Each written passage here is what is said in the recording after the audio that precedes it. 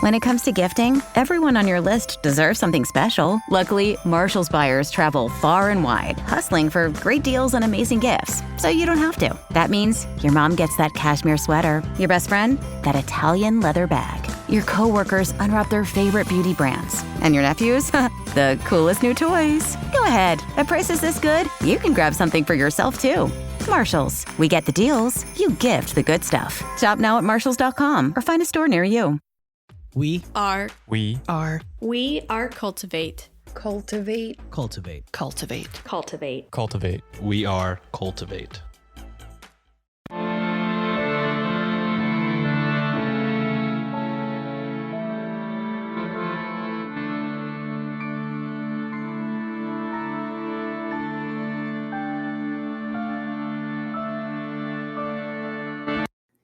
Hello and welcome to Ye Olde Crime, the show where Maddie and I discuss the funny, strange, and obscure crimes of yesteryear every Wednesday. And joining me today is Alan Katz, who's written and produced TV shows like HBO's iconic Tales from the Crypt and Showtime's The Outer Limits. We'll be discussing his impressive background, as well as his latest project, The Donor, a modern DNA horror podcast. And before we begin, I'd like to give him a chance to tell us a little more about himself.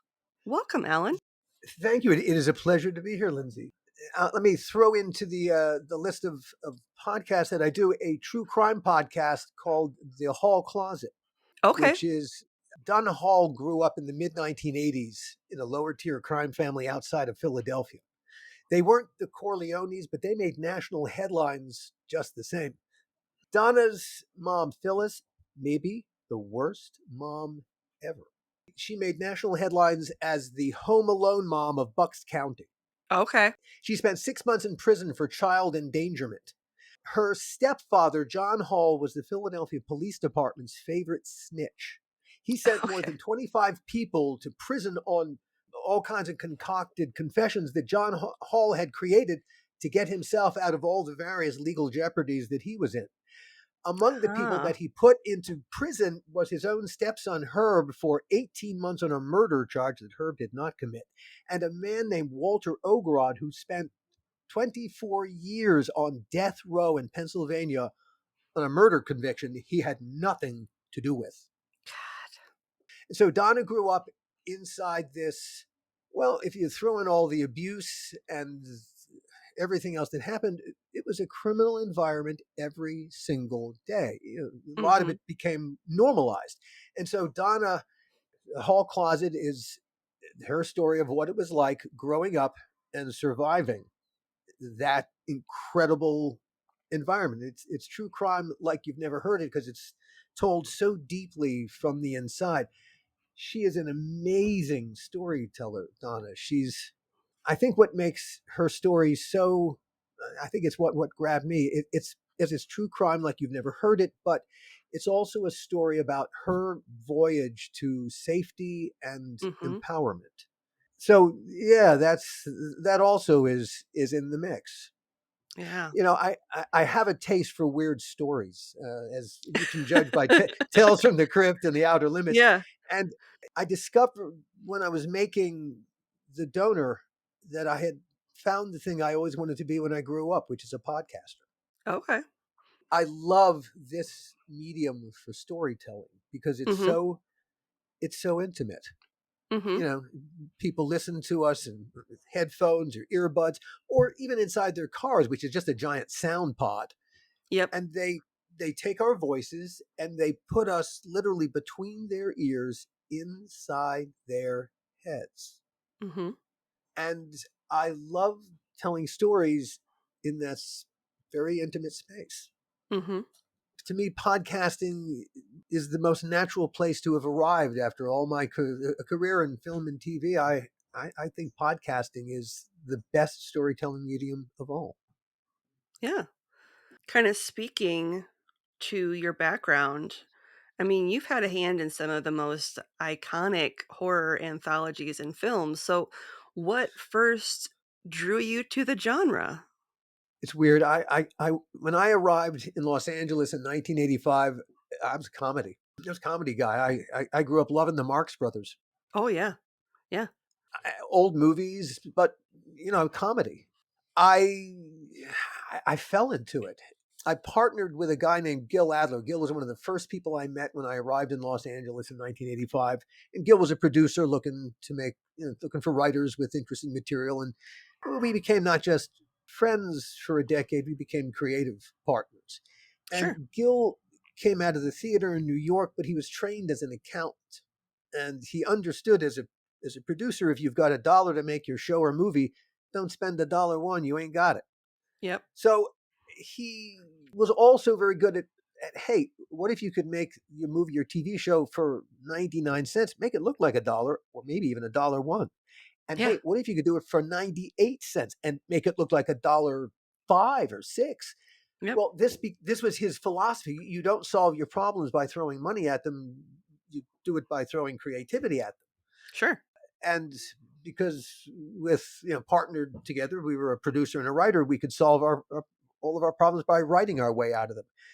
Gil had a great relationship with HBO. They brought him aboard a couple of troubled projects that needed to be saved because they were in financial trouble. He saved a series of theirs called Vietnam War Stories.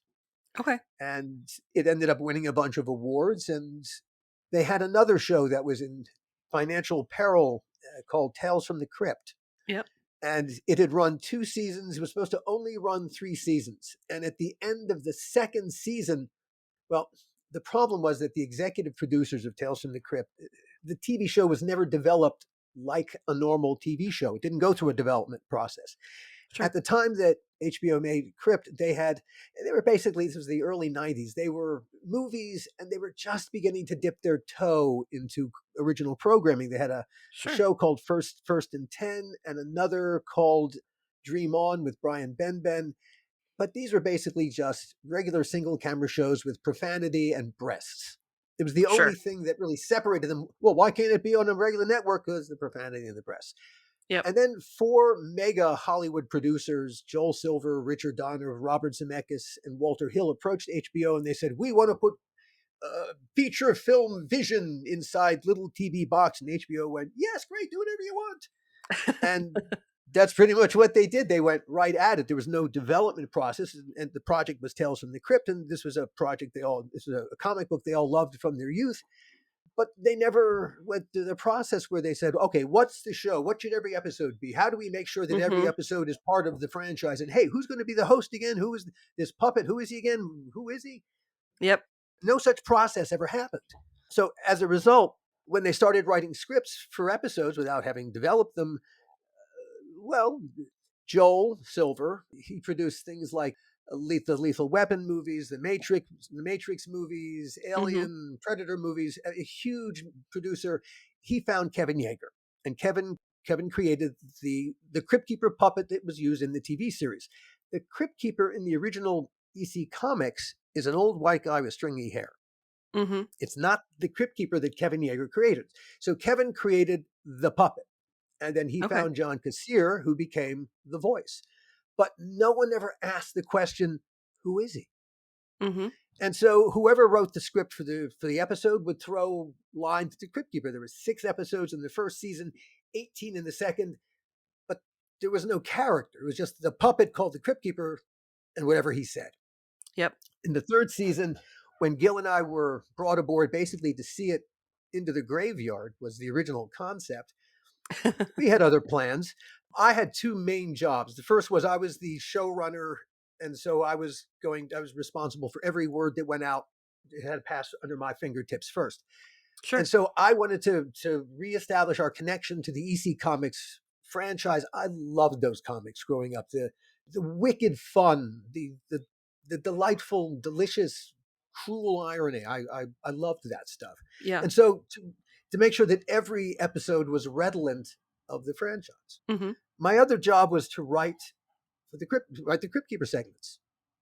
And that's where I bumped into a problem because no one had developed his character. I don't know how you write for a cipher. Yeah. And so just to do my damn job, I had to create a character. Now, like I said, I grew up loving the Marx Brothers. The Crypt Keeper became my own little Groucho Marx. And having to fill him with a personality and being a writer and therefore lazy, I filled in with the closest thing at hand, which was me. And so I basically poured me into the Crypt Keeper. And so it doesn't look like me and it doesn't sound like me, but every word he said and every thought that came out of his head was me. That's And awesome. what happened in the middle of the third season was that, in part because we reestablished our connection to the franchise, the comic book franchise, Mm-hmm. but it was suddenly creating the Crypt Keeper character that Mm-hmm. changed the fortunes of Tales from the Crypt.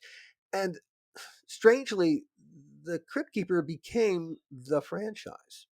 Yeah. People have wanted to remake Tales from the Crypt for a while, and there's a problem, which I'll get to momentarily. But a few years ago, M. Night Shyamalan wanted to remake Tales from the Crypt. And Mm-hmm. so he optioned the EC Comics. And then he bumped into the surprise. The Crypt Keeper that he bought or got the option to was the old white guy with stringy hair. The EC Comics and that Crypt Keeper are one set of intellectual property, IP, and the Mm-hmm. Crypt Keeper on the TV series is another piece of IP. Now, the Gaines family owns the EC Comics and that Mm-hmm. Crypt Keeper. The Crypt Partners owned the Crypt Keeper puppet and that version of the Crypt Keeper. And the guy, the Crypt Partner who walks point is Joel Silver. And Okay. Joel is he is an impresario in the old sense. He is a larger than life character, and he's one of those incredibly aggressive people that after a while you run out of time for in your life. You run out of patience for. He's just an impossible personality. He's and before too long, pretty much everyone decides, no, it's enough. I will not work with you ever again. And that's Sure. where the Gaines family got with Joel Silver, and they would never make a deal with Joel ever again, which is why Tales from the Crypt and the Crypt Keeper are forever divorced. Where will the children go for Christmas? Wow. And Yeah. so that you want to talk about ye old crime? That's a crime. And the Crypt Keeper and Tales from the Crypt are forever divorced. Anyway, it was a great show to work on, though, Tales from the Crypt, because Yeah.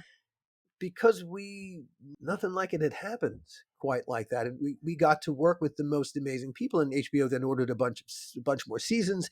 Universal Pictures ordered 3 Tales from the Crypt branded feature films. And for a while there, we were rolling in it. It was great. Yeah. And then I'll say we took our eye off the ball. I think we stopped giving a crap. Yeah. Certain people stopped giving a crap. On the way to making the second Tales from the Crypt feature film. And I tell this whole story in one of my other podcasts, the How Not to Make a Movie podcast. Yes. And in the How Not to Make a Movie podcast, I tell the story of what happened on the way to making the second Tales from the Crypt feature film. We were supposed to the mandate from Universal Pictures was make 3 different movies. So the first one that we did it's called Demon Knight. It's a very good movie. Billy Zane, Jada Pinkett, Bill Sadler, terrific movie. Mm-hmm. For the second movie, my partner Gil and I, like I said, we didn't come from horror, and we didn't want to be seen as one-trick ponies, which is really easy to happen in this town. And so we saw the second Crypt movie as an opportunity to stretch our legs and demonstrate to the rest of the creative community that we could do other things. And so we had developed this script. It was originally called Fat Tuesday. We developed it into a thing called Dead Easy, a taut psychological thriller that took place in the swamps outside New Orleans about a recovered memory, a wonderful villain, this Harlequin character. And Universal Pictures must have been happy because we had cast a young unknown actress named Salma Hayek. We spent months in New Orleans prepping the movie. We were 3 weeks away from the start of principal photography in New Orleans when Universal said, stop spending money, come home. You're not going to make that movie, come home. And we came home and they put a script in front of us that we had never seen before called Bordello of Blood. They said, go make this. Oh, your release date hasn't started. You start in 3 weeks, guys. Go make this movie instead. Now, where did Bordello of Blood come from? All right. At about this same time, a new studio had formed called DreamWorks. Sure. That was Steven Spielberg leaving Universal. Well, not leaving the lot. Spielberg is on the Universal lot, but he was now a separate entity unto itself, and he began to make talent deals. And Universal was afraid of losing another big piece of talent, one of my executive producers, Bob Zemeckis. Bob did Back to the Future, Forrest Gump, Castaway. Yeah. And Steven Spielberg was Bob's mentor. And Universal approached Bob. They said, Bob, we love you, Universal. What can we do to make you stay? And I don't know any other part of that deal. I know one deal point. And Universal Pictures agreed to buy the first student script that Bob Zemeckis and Bob Gale, the future Back to the Future writers, that they ever wrote when they were students, film school students at USC, for $500,000, $500,000 for a student script. And that was it. It was just to put money in Bob Z's pocket. Mm-hmm. And that was supposed to be the end of it. But then Universal got to thinking, are we just going to eat this $500,000? Hey, wait a minute. Bob's about to executive produce this horror movie, this Dead Easy thing in New Orleans. Screw that. That would cost $50,000. They'll take it out of their budget. Guys, you're going to make Bordello of Blood instead. It's got Bob Zemeckis and Bob Gale's name on it. It's bigger and better than your name, Alan Katz and Gil Adler. And so suddenly we went from the whole creative team making a movie that we all believed in, that we all really wanted to make for 1,000 different reasons. Yeah. To making a student movie that none of us wanted to make. And literally, we all made a movie that nobody wanted to make. And if you go down the road of making a movie that nobody wants to make, doing anything for the worst of all possible reasons, do not be surprised when every day is stupider than the day before it. And that is exactly what happened. It was my own personal Waterloo. And at the end of it, before the movie was even released, and it missed its release date, Gil and I were no longer creative partners, and we were no longer friends. We did not speak for 25 years. Wow. And Bordello of Blood was my Waterloo, and I kind of went into a 2 decades long tailspin after that. Kind of a deepening depression, a writer's block I didn't even know I was in. And I got really lucky, and I bounced just before the worst could happen. And I dealt with the fact that I've been keeping a secret from myself for 45 years about something that happened to me when I was 14. The fact that I was sexually molested twice by the religious director at the synagogue where my family belonged. Sure. Keeping it a secret from myself had come within inches of killing me. Sure. But when I finally was able to confront it, a very good combination, the right mood stabilizer, a very good therapist, and copious amounts of THC, and that I could finally confront this thing that had happened to me, but more importantly, tell my own story of me to myself. Sure. Hey, if you can't tell your own story to yourself, do you really think you can tell other people's stories? That's a very good point. Once I was free to tell my own story, I was actually free to tell anyone else's story. And I think I went from being, I'll pat myself on the back, a really, really good writer to a storyteller. Sure. And that was, a key plot point in this particular story. Among the stories that I was desperate to tell was the story of Bordello of Blood. Well, a Tales from the Crypt fan group called Dads from the Crypt. Jason Stein from them contacted me. They review episodes of Tales from the Crypt and give parenting advice. And I thought that was hilarious. Yeah. So Jason said, hey, we're going to be reviewing one of the episodes you wrote. You want to sit in and chat with it? But yeah, great. And it was tremendous fun. And a few weeks later, Jason contacted me again. He said, hey, we're going to be reviewing Bordello of Blood. You want to sit in again? And I said, Jason, the story of the making of Bordello of Blood is not just a half-hour conversation. It's a podcast unto itself. and that is how the How Not to Make a Movie podcast was born. I needed the catharsis of telling that story in public. I've been telling all those stories forever. I knew I would have to get back in touch with Gil in order to tell the story the way I wanted to do it, which was balls to the wall honest. Sure. I was having gone through a very therapeutic healing process, I was quite ready to confess all my own sins too. Hey, when you go and you make a movie you don't want to make, yeah, you're not a very good producer, and I was a terrible producer. I was Sure. terrible. But I was ready to talk about all that, and Gil agreed to go along with it. And in telling the story, not only did we reconnect and reestablish our friendship, but our creative friendship, our creative partnership too. We have some things that we're working on.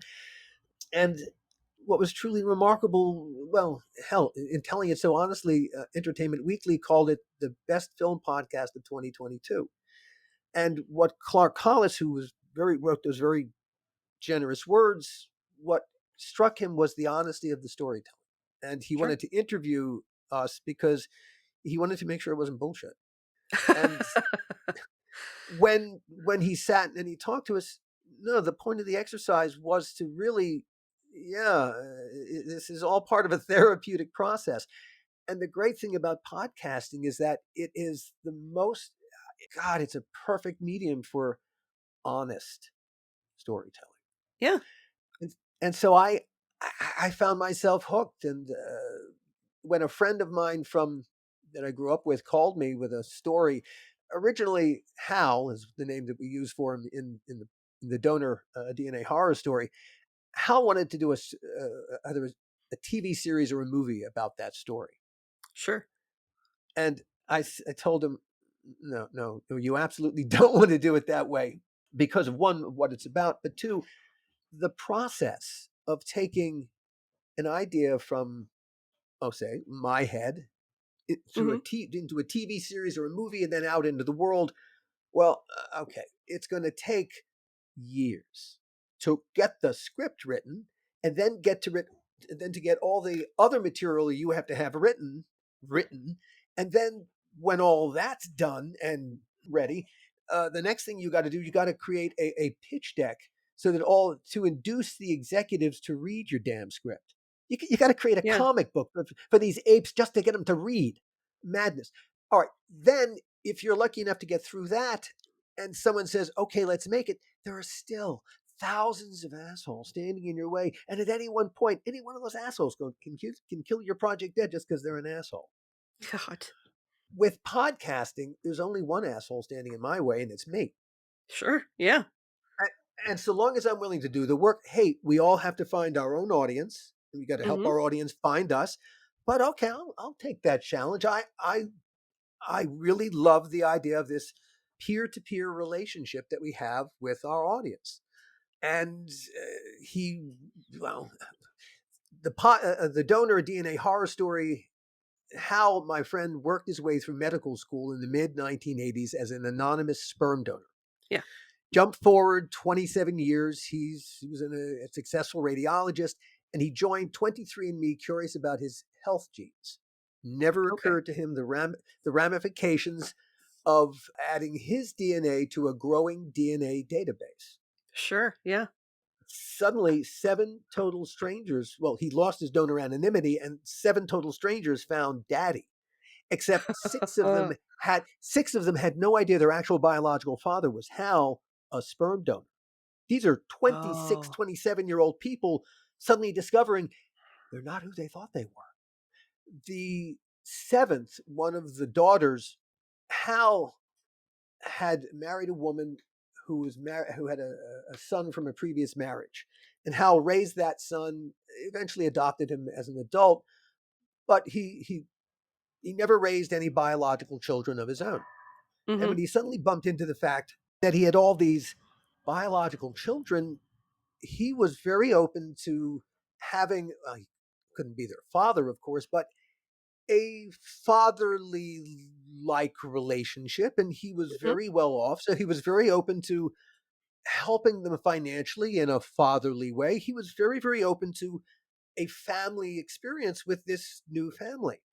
And the 7th of these donor-conceived kids, one of the daughters, she brought a thing called genetic sexual attraction to the table. Uh-oh. Genetic, yeah. That is an uh-oh.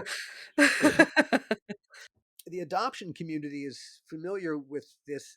In fact, the the term genetic sexual attraction was coined by a woman named Barbara Gagne, who gave up a son for adoption at 16. She met him 25 years later when he was an adult, 25-year-old person. She fell head over heels in love with him. Gross. And Okay. well, she describes it as, and again, there's some science to back it up, that people who are genetically related but who are not raised together, when they meet each other as adults, it is not unusual for there to be unusual relationships. They describe the experiences, you're meeting someone who you feel like they complete you. You feel like you've known them your whole life. They laugh at the same things you laugh at. They complete your sentences. You're thinking the same thoughts. And if there's any kind of a sexual spark whatsoever, this one daughter brought genetic sexual attraction, and this was a hand grenade into this tent, this family tent that Hal was trying to create. And that's what the story is about, how this just, I've got a taste for weird stories. I had never heard a story like this before, and it was all true. Sure. The challenge as a storyteller was, how do you tell a twisted story like this? But that was the challenge, wasn't it? That to me was what was made it an exciting project to do. Yeah, how do you tell such a story? Yeah. Now that you say that, it makes sense when you see stories of like brothers and sisters who maybe were given up for adoption or didn't know their father or their mother or whatever, and then they happen to just find each other and fall in love and all this stuff, and to us it's completely like taboo and oh my god, but that makes sense that there would be this random connection that you could have with somebody. What was fascinating to me was, even with Hal, he met one or two of them in person eventually, but this one particular, the daughter, Becca, they never met in person. I think they only ever FaceTimed once. All their communication was a little bit by voice communication, but mostly by text and written communication. And yet the potency of this piece of information, their connection, their biological connection, that alone, something just unleashed a biochemical flood in both of their heads that sent them reeling emotionally, these two people, and then all the people connected to them. It was like a virus. And it wasn't like they ever stood next to each other like two people, in that situation that I just described. They were having this simply because of the information. Yeah. It's bizarre. Yeah. So I found it a story that had to be told. Yeah, for sure. Which brings me to, it's a great segue for one of my questions, which is, so you've written for TV, film, and now podcast. Do you have a different mindset when writing for different mediums? Yeah, you have to write for the medium specifically. When you're writing for movies or TV, especially as the audience's understanding of the medium has evolved, you cannot talk down to them. And gosh, when I started in the film and TV business, you couldn't jump cut from one scene to another. You know what I mean by a jump cut? It's really, there's no transition. It's just bam, bam, from one thing to the next. Yeah. You couldn't do Yeah. that. Well, now that's de rigueur. It's just Yeah. cuts from one place to another. And that's, you can do that only because the audience is sophisticated enough to go along with you. Yeah. And not suddenly get lost, get stuck in the previous scene going, wait, how do we get from here to there? Yeah. And so because the audience, this has made storytelling, the storytelling gets faster and faster and faster. And so you have to put that on the page if you want to write for that medium.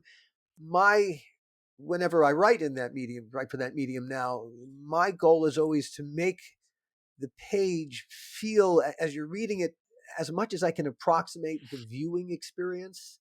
So when writing a screenplay, the best way to approach it is to find your inner Hemingway. and use the fewest words possible. Okay. Screenplays need to have two lives in a way. Their first life is as a sales tool. And that's you as the writer selling the story. You want to put poetry in it? Go ahead. But when it's time to go make the movie, you need to take that poetry out of there. I'll tell you a funny story from when my first season on Tales from the Crypt, how I learned to take your poetry and leave it on the sideline, pal. Okay. The first season on Tales from the Crypt was my first season ever as a producer on a film or TV series. And so I went from 0 to 60 in about 2 seconds. I did not go through any of the process that most other producers go through, where they spend time as writers on staffs and then they become, associate producers. And I kind of went right into a showrunner role. And the first episode that I wrote that was produced was one with Whoopi Goldberg and John Rhys Davies and Vanity and James Remar, and it took place in the tropics. And so I'd written the opening of the script. I wanted to impress everybody with my writing, and so now we're all sitting at the production table for the production meeting. All the department heads are there. It's a crowded room, and I'm sitting at the head table, feeling so full of myself because look at me, man, look at me. And our production manager, a wonderful man, now gone, named F.A. Miller, began to read the script. His job is so that all the production heads, all the things we needed to point at. All right, so let's take care of this thing, take care of that thing. It's hot, he says, fade in. It's hot. So hot, even the palm trees are sweating, it says. F.A. stops, says, okay. He looks to the special effects guys. How are we going to make it look like the palm trees are sweating? And now we have a 10-minute conversation about how to make it look like palm trees are sweating. And I'm sitting there thinking to myself, ooh, I was being metaphorical, everybody. Yeah. I didn't mean that we were going to literally make it look like the palm trees are sweating. And finally, I raised my hand. I said, F.A., I was just being metaphorical, man. And F.A. didn't laugh and go, oh, okay. He went, moving on. and I removed all the poetry from every other script I ever wrote, because it's when you get to a production meeting, you need the stuff that the department heads need to get their damn work done. Sure. Take your poetry home and leave it there. But so when you write for the medium, you have to write for the medium, and you have to know how to write for the medium in both both as a sales tool, but also as the tool that everyone else is going to use to do their work. And you want to make it as easy for them to do their work as possible. Gotcha. Writing for podcasts, it's nothing but poetry. Yep. And then it's between you and the audience. If the audience gets tired of your poetry, well, then you better do something about it. Yep. And if they like your poetry, you have a relationship. Yeah, that's a great way to, and that's kind of why I love the medium of podcasting, because there's so many different ways to tell a story. I mean, there's people that do, audio dramas, and that's their thing, and they excel at it. And then there's other people that do, interview style, or they do the single host type of shows, and sometimes they have the dramatization and all this like audio production, and sometimes it's literally just you're talking into a mic. And that's it's great because I feel like there's a medium and a genre for every listener. Like you can find whatever unique thing you're looking for in the world of podcasting. Indeed. It is storytelling for everybody. Yep. One of the things that I learned rather quickly, and as I've got 5 podcasts out now. We just started dropping another. We just dropped another new one called Sage Wellness Within Podcast, which is about Chinese traditional Chinese medicine. Okay. And I've got about 10 more podcasts in various stages of they'll be out soon too. It is it's so available. It's all content driven, and Yes. the one obligation we have is to make great content. Yes. That's it. So long as you can do that, All right, then you got to find your audience. But yes, you're absolutely right. There are audiences for virtually everything. It's mind-boggling what some of the most successful podcasts are about. Mm-hmm. Yeah. It would be shocking to people to know really how successful podcasts that you would think, really? Yeah. But that's the lovely thing about it. It's narrow casting. And because it doesn't cost a whole hell of a lot to make a podcast, Yep.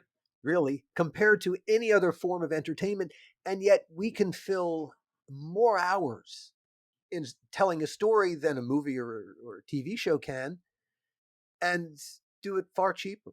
Yep. Now, granted, we don't have to build sets. We let our audience do that. It's all theater of the mind. It's radio, Yeah.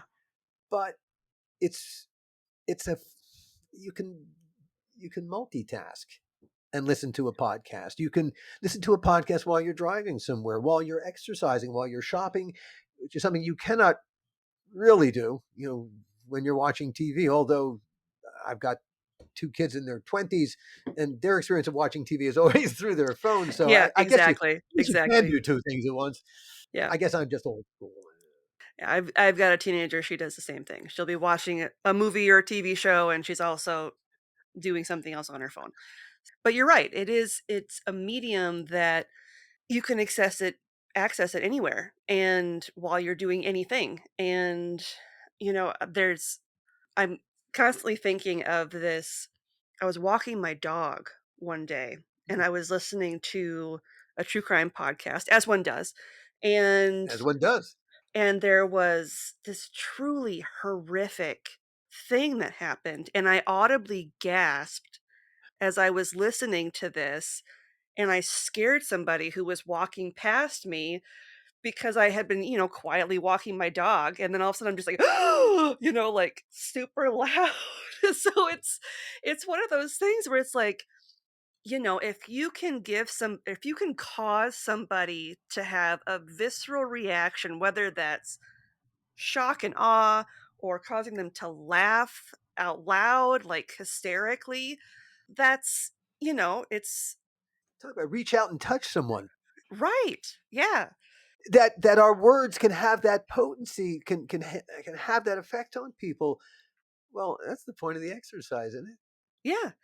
Well, and I think for me, one of the greatest compliments I ever got on the podcast was I had a gentleman in Massachusetts reach out to me after I had put out an episode about the Great Dying, which was an event that took place prior to the Pilgrims coming to the Americas, where I think it was fur trappers and early explorers had come through and just decimated the indigenous population with smallpox and a disease that came from parasites in the urine of rats.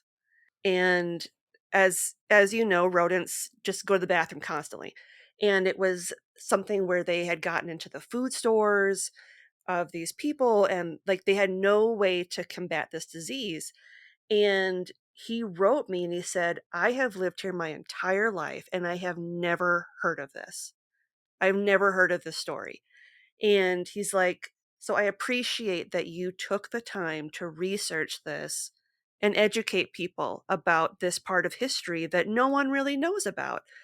And that to me was like one of the best compliments I could ever get as a podcaster, that I was able to edutain people, which, you know, Perfect. and I think to your point, that's the beauty of storytelling, is being able to edutain people. And empower. And Yeah. I think storytelling does empower people. Yeah. It encourages people, if you do it right and it's an interesting enough topic or subject, it encourages them to do their own research or potentially, look for more information about it and hopefully continue to listen to your show because they want to learn more from somebody who's taken the time to tell the story. But that's what great shows do. You become aware of the fact that, boy, their slant on history or true crime is just relentlessly provocative and compelling. And so even a mundane story great podcast storytellers like yourself. It's I think of creatives, all of us creative people. It's like there's a prism inside our heads, and Mm. life experience enters our eyes, our ears, our nose, all the different ways it enters us and refracts through the prism inside of us. And what comes Sure. out is our art. Okay. Yeah. And really and truly, each and every one of us, whatever that prism is, that's us. And there are some people, man, their prisms are really good. Their Yeah. prisms are amazing. They have a way of refracting stories in such an interesting way. Yeah. When after the last election, I was a news junkie up until that moment, and I turned off the news completely. Oh yeah. That is the sound of the dance band on the Titanic. Yeah. And I turn my attention. I turn my because I need to fill my head with something because there's, and so podcasts, a lot of true crime and a lot of history, and that's where some of the most wonderful storytelling is by far, because there's so much history and so much true crime. Yeah. They're both wonderful growth opportunities for storytelling. Yes. And if you bring an interesting perspective to even a story that other people have told before, you can make something old quite new. Mm-hmm. You can. You can. And part of why I got interested in kind of going down the rabbit hole that we've gone down with the show is, there's hundreds, if not thousands, of true crime shows out there that discuss current or fairly recent cases. And I have found that being able to discuss these cases that people don't know a lot about or that are very, very old, although they can be very moving and horrifying, there's that level of removal. So it's not as visceral of a reaction because there's no photographs, there's no videos of the person, there's nothing to really bombard you with the reality of whatever the event is. It's something where you almost have to kind of fill in the blanks because there isn't that. Sometimes you have to, because the literal truth is not available. You have to find the emotional truth. Yes. Thank you. That's what I'm here for. Yeah. But I find it's a little bit easier to describe it that way because, I'm not competing as much with all of the other mediums that can admittedly do it much better than I can or have more time to devote to doing research or, tracking down people to do interviews and all this stuff. It's just, They have a budget. yeah. And I work a full-time job and I do this because I enjoy doing it and I enjoy Love. learning It's things. love. Yeah. Yeah. And I love talking to fellow podcasters because you can tell the passion that other podcasters have for whatever their specific niche is that they're discussing. And I think that's part of why the medium is so successful because you wouldn't do it if you weren't passionate about it. It's exactly right. It is alive with passion and so much passion. Yeah, look at all the ad dollars pouring in. Yeah. One, you certainly can't expect to get rich doing anything. But if you Yeah. enter podcasting with something with passion, you have a better chance to create great content because you're passionate about it. You're not cynical about it. You're passionate. And Yep. something about great content and patience and perseverance. Yep. Given enough time, an audience will find you, and you'll help find your way to the audience. Yeah, the thing that motivates you has to be the storytelling itself and nothing but Yep. the I love feel of it. like if you go into podcasting with the intention of getting rich or whatever that mentality is, then you're getting into it for the wrong reasons. And your audience, I think they'll pick up on that if you don't have What that passion. audience? What Right. audience? You'll Right. never get an audience. It will never happen for you. And then you'll hate everyone, when really the problem was always you, dude. Yep. Exactly. Crap attitude, Yep. So you've mentioned you have a variety of podcasts that are coming out. Are there... Well, I've all kinds coming out. A lot of some historical. I've got two that I'm about to start on. One that I'm really excited about is called A Secret War. And I'm doing it with a journalist named Manila Chan. And Manila was a serious journalist for about 25 years. And there was a story that she always wanted to tell when she was a serious, just the facts, ma'am journalist, that she couldn't get anyone interested in. And now that she's outside of mainstream journalism, I got my hands on her. And the story that she always wanted to tell, I convinced her to do it as a podcast. Sure. Manila is Lao American. Her family's from Laos. And she always wanted to tell the story of the secret war. The most bombed country in the history of the world is Laos. The Okay. United States bombed Laos every day for 9 years during the Vietnam War, though it was neutral and we weren't supposed to be doing that, because the North Vietnamese supply chain, known as the Ho Chi Minh Trail, ran through Laos, supplying their forces down in South Vietnam. So we bombed the country every day. And in fact, an awful lot of the ordnance that we dropped on that country and killed people and destroyed the place. And in fact, a third of the country is still uninhabitable because of all the unexploded American ordnance. Because as they would finish their bombing runs, whatever they didn't drop on the bombing run, they would just drop so that they wouldn't, in case they ran out of fuel, they wouldn't crash and blow up. So most of the unexploded ordnance we just dumped. It is destroyed the country, destroyed really a jewel, architectural things. We just wiped it out. And she's wanted to tell the story of what this did to her country, to her people, and of course could not get anyone interested. And so what a secret war is, it's about the secret war, but it's also about the war she had to fight to tell this story. Sure. And it's also the personal journey, because she promised her father before he died that she would find a way somehow to tell this story. And so Manila has evolved from being just a facts ma'am kind of journalist into a journalist with a very personal story and a very personal voice. It's a very journalistically told story, but it's personal too. Sure. And that's A Secret War, which we're just starting production on. And I'm working with a very well-known photojournalist named David Swanson on a podcast called Just the Photographer. Okay. And it's about his career as a photojournalist. He took one of the most iconic photos of 9/11, of the first responders standing down in the pit. He's taken many iconic photos from Afghanistan, Iraq, well, just the fires here in Los Angeles recently. Okay. And David wanted to tell his story. Yes, in theory, pictures speak 1,000 words. Well, it turned out there are a few more words that had to be said about those pictures, and that's what the podcast is about. That's awesome. So all kinds of things. Yeah. All these stories keep coming.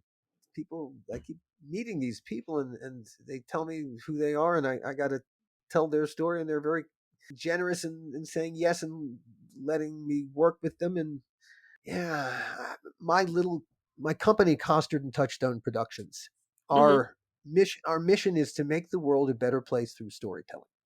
Sure. Yeah.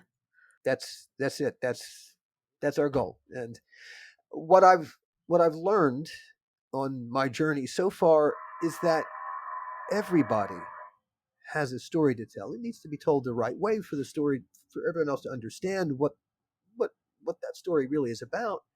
Mm-hmm. But everybody has a story in them. Therefore, everyone has at least one podcast in them. Now, some people have multiple podcasts, but everyone has at least one podcast in them. And my goal is to tell each and every one of them if I at all possibly can.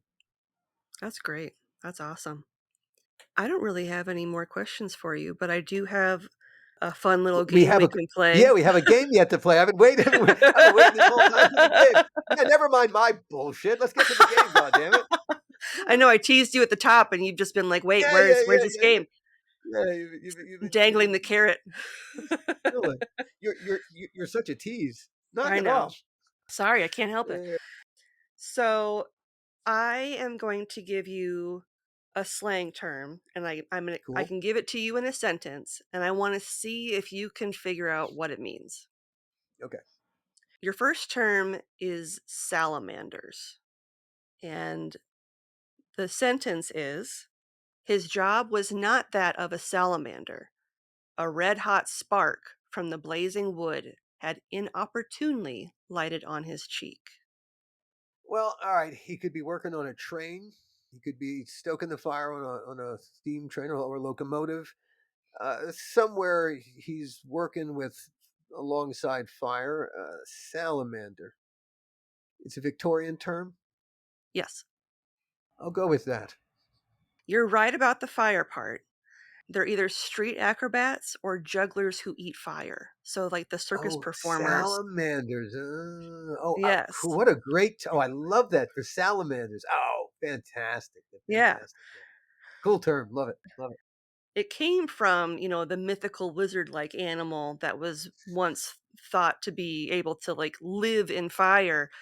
But the term itself was first introduced in 1838, which I think is Hmm. fantastic. And that's about the time that, you know, the freak shows or like the circus type of traveling circuses became in vogue traveling around the Hmm. country. So I thought that was an interesting one. I second. I second that. And your second term, this is a Georgian term, so it's not Victorian, but your term is shambles. And the sentence is: never was there such a battle. It lasted for hours. It was shambles. Chaos. It Chaos. is it is chaos, but it goes back further than that So it's chaos with a twist. with a little bit of a twist. All right. So shambles. All right. So is it the nature of the chaos? Yes. All right, so shambles, and you said Georgian, so it's early part of the 20th century, Mhm. or yeah, Yes. during King George. Yes. Shambles. What would they have called it? Shambles. So it's chaos. Shambles. And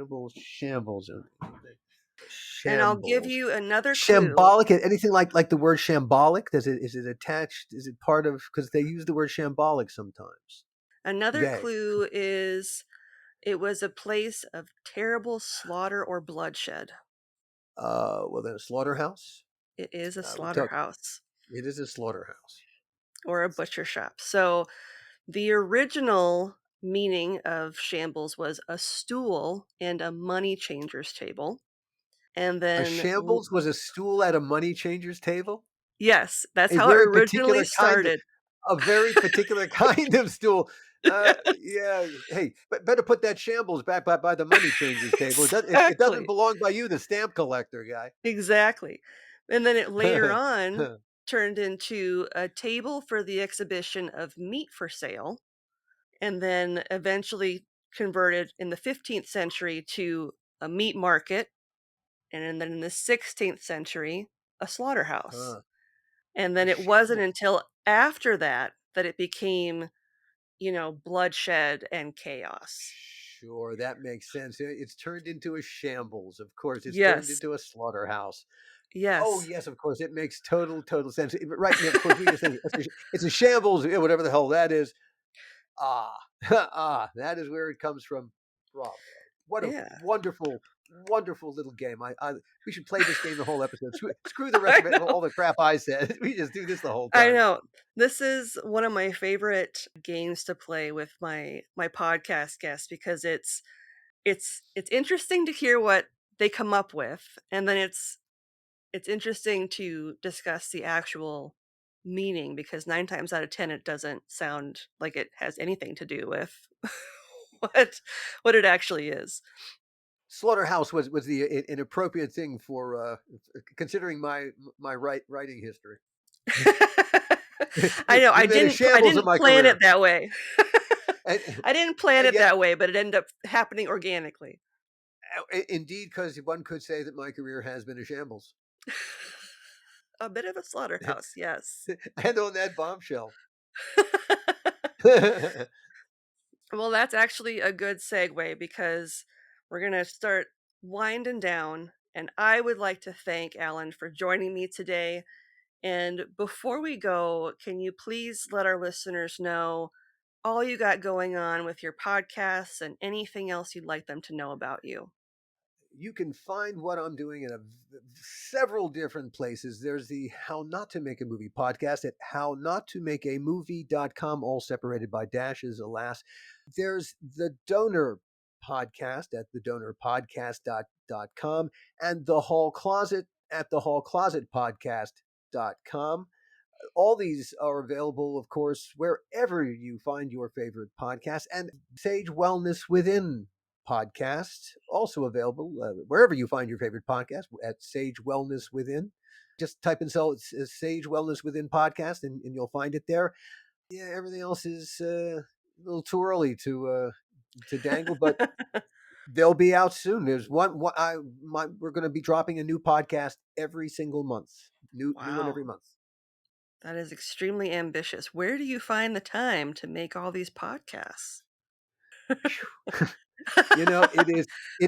It is taxing, and I'm a one-man band, as I'm sure you are, and yes, it's a mad idea, but I don't know. I walk around in a perpetual state of and it's because I'm doing the thing that I love. Yep. I'm not. Am I making any money at it?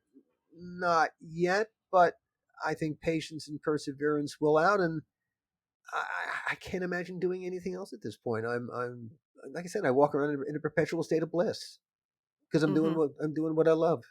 What else matters in this fucked up world? Exactly. As long as you're doing what makes you happy, kudos to you. To anyone who can find happiness in this fucked up world. Exactly. Thank you so much for allowing me to spend time on your podcast. It has been such a pleasure. It's been a pleasure having you, Alan. And on that note, as always, I'm Lindsay, and I'll see you next time with another tale as old as crime.